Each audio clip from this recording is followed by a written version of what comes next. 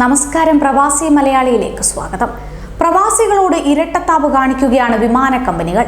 ജോലിക്കായി ഗൾഫ് നാടുകളിലേക്ക് മടങ്ങുന്ന പ്രവാസികളുടെ എണ്ണം കൂടുന്ന വേളയിലാണ് വിമാന കമ്പനികളുടെ ഈ പണി എന്നതും ശ്രദ്ധേയമായ കാര്യമാണ്. ടിക്കറ്റ് നിരക്ക് വർദ്ധിപ്പിക്കുന്നതായി ആക്ഷേപം ശക്തമാവുകയാണ്. ഒരു മാസത്തിനിടെ 50% വരെ നിരക്ക് വർദ്ധിപ്പിച്ചതായി യാത്രക്കാർ ചൂണ്ടിക്കാട്ടുന്നുണ്ട്. UAE സെക്ടറിലേക്കാണ് കാര്യമായ വർധനവ് വരുത്തിയിരിക്കുന്നത്.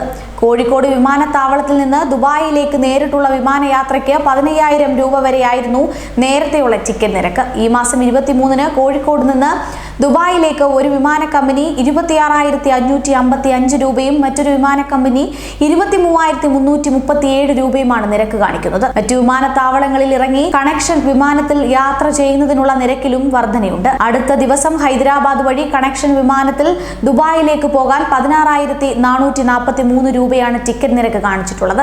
കോവിഡ് നിയന്ത്രണത്തിന്റെ ഭാഗമായി വിമാന സർവീസുകൾ നിർത്തിയതിനെ തുടർന്ന് ചാർട്ടേഡ് വിമാനങ്ങളായിരുന്നു നേരത്തെയുള്ള ആശ്രയം. തുടർന്ന് പല ഗൾഫ് നാടുകളുമായി എയർ ബബിൾ കരാർ പ്രകാരം രാജ്യത്ത് വിമാന സർവീസുകൾ ആരംഭിച്ചു. പതിവ് വിമാന സർവീസുകൾ പുനരാരംഭിക്കുന്നതിന് മുന്നോടിയാണിത്. ഈ സർവീസുകളുടെ ടിക്കറ്റ് നിരക്കിലാണ് വർധനവ്.